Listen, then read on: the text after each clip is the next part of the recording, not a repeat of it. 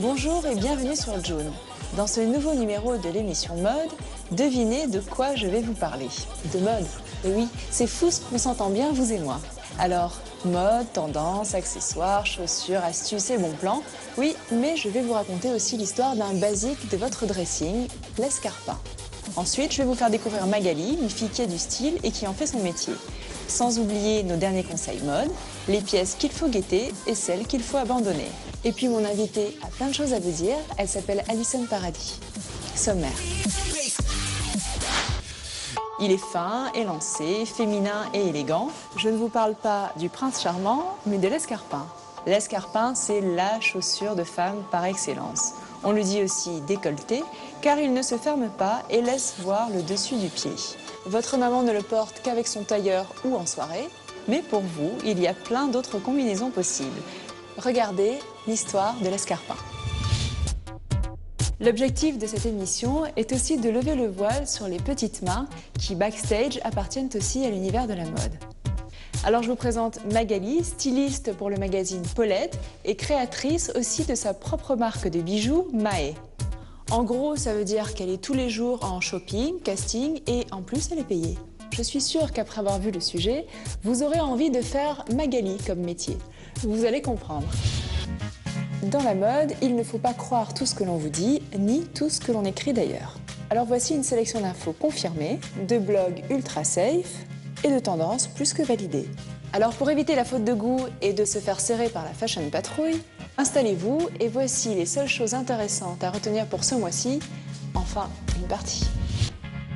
Depuis le début de cette émission, je vous fais découvrir S-Mode, l'école de mode à Paris. Ici, près de 700 étudiants apprennent et travaillent pour peut-être devenir les stylistes qui vous habilleront demain. Et pour terminer cette émission, nous recevons une jeune fille qui peut-être, elle aussi, aurait aimé être styliste. Alison Paradis, bonjour. Bonjour. On vous a vu souvent sur les premiers rangs des défilés pendant la Fashion Week parisienne. Est-ce que vous auriez aimé étudier la mode, le style? Est-ce que c'est un univers qui vous fascine? Ouais, j'aime vraiment beaucoup. C'était le premier métier que je voulais faire quand j'étais petite fille. Je trouvais ça assez fascinant. Et puis surtout de partir d'un dessin et après de le voir en vrai. Vous dessinez vous-même des vêtements, des silhouettes? Non, mais je m'amusais. J'avais un jeu quand on était petite fille, je pense que toutes les petites filles ont, qui était une roue. Et après, on tournait et on pouvait faire une tête, des jambes et un corps différent. Et de les colorier, ça m'éclatait quand j'étais petite fille. Est-ce qu'en tant que comédienne, vous êtes obligée de faire attention à votre look?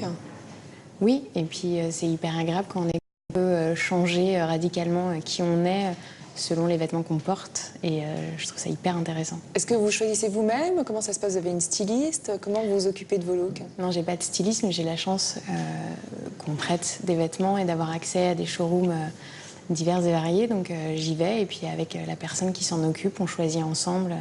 Je lui fais confiance de ce qu'elle imagine pour m'aller et puis j'essaye. Un travail à deux. Ouais, voilà. Est-ce que, en tant que comédienne, vous vous inspirez? Est-ce que ça vous aide de porter un vêtement, de vous créer un look pour rentrer dans la peau d'un personnage? Ouais, moi, c'est vraiment comme ça que j'arrive à construire mon personnage. J'ai vraiment besoin de savoir comment elle va s'habiller parce que pour moi, un vêtement, on va pas marcher pareil si on est avec des talons de 10 cm ou à plat, en mini-jupe ou en jean. Donc c'est hyper important pour savoir qui est mon personnage, de savoir comment elle s'habille.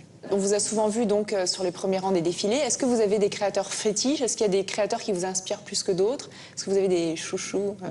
Moi, j'aime beaucoup Vanessa Bruno, qui est la première personne qui m'a habillée quand j'avais 17 ans et que je devais faire une émission de télé et que j'étais complètement perdue et que j'allais y aller en jean basket. Donc du coup, je suis hyper fidèle à elle et à ses vêtements. Est-ce que pendant cette Fashion Week parisienne, il y a une marque, à part Vanessa Bruno, qui vous a marqué, qui vous a inspiré? J'ai juste vu des images, mais c'est vrai que Saint-Laurent, j'ai trouvé ça très joli. La nouvelle collection de Saint-Laurent par Heidi Slimane. Exactement. Le défilé Chanel avait l'air dingue, avec des gros sacs hula hoop. Je trouvais ça à chaque fois, oui. Ouais. C'est des sacs oversize, overbag cette saison. C'est surtout la lance, qui est un vrai hula hoop. Donc c'est assez intéressant. Je vais vous faire un petit questionnaire de mode, très simple. Est-ce que, si vous étiez une paire de chaussures, j'ai porté une paire de chaussures Dior incroyable en cuir plissé, magnifique. J'ai porté de 17h à 8h du matin sans avoir mal aux pieds. Je veux être elle. Sans avoir mal aux pieds? C'est un exploit. Danser, c'est la folle toute la nuit. À retenir, ouais. Alors. étiez un basique, est-ce que vous seriez une petite robe noire, un perfecto ou un jean? Un perfecto. Pour son côté rock? Ouais. Ça vous va bien. La plus belle pièce, quelle est la plus belle pièce de votre dressing? Une robe Chanel, magnifique, que j'adore. Une robe vintage Chanel? C'est une petite robe noire. Une petite robe noire toute simple. Ouais, ouais. Le classicisme parisien ça, par excellence. sauf que d'un coup c'est Chanel, donc ça tombe à merveille. Magnifique. Si vous étiez une faute de goût, laquelle seriez-vous? Le total look.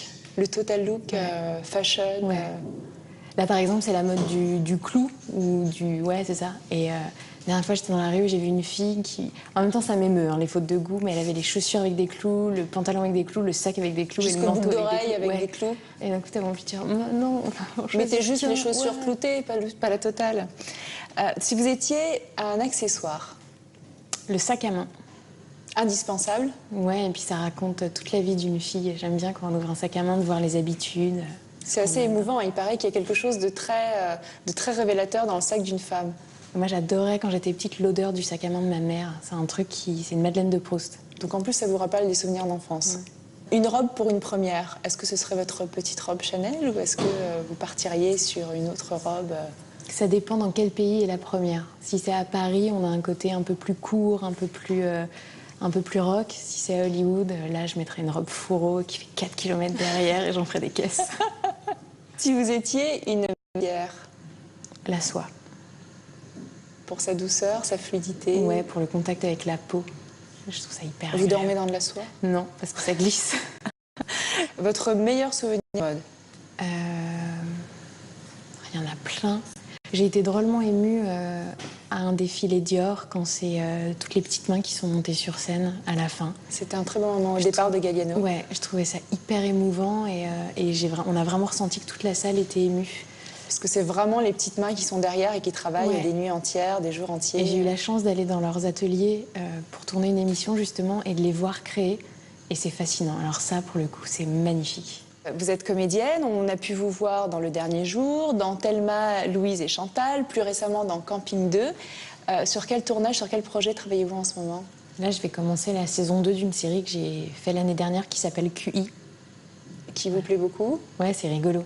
Et vous allez incarner quel genre de personnage? Alors c'est l'actrice porno préférée des Français, mais on la prend au moment où elle décide de tout arrêter. Donc l'année dernière, elle voulait faire des études de philo, et cette année, elle a envie de s'intéresser à la religion et rentrer dans les ordres. Dans ce tournage, question look, vous allez à la saison 2, un décalage entre vos looks, j'imagine. Oui, alors ce qui était hyper agréable dans la saison 1, c'était de commencer dans un personnage qui était vraiment à l'opposé de moi, qui était en plus d'être actrice porno, une vraie cagole, donc un peu platine, les talons en or, les hauts à franges, du rose en veux-tu en voilà. Donc c'était hyper rigolo et tellement agréable de pouvoir tourner un personnage qui était diamétralement opposé à ce que je suis.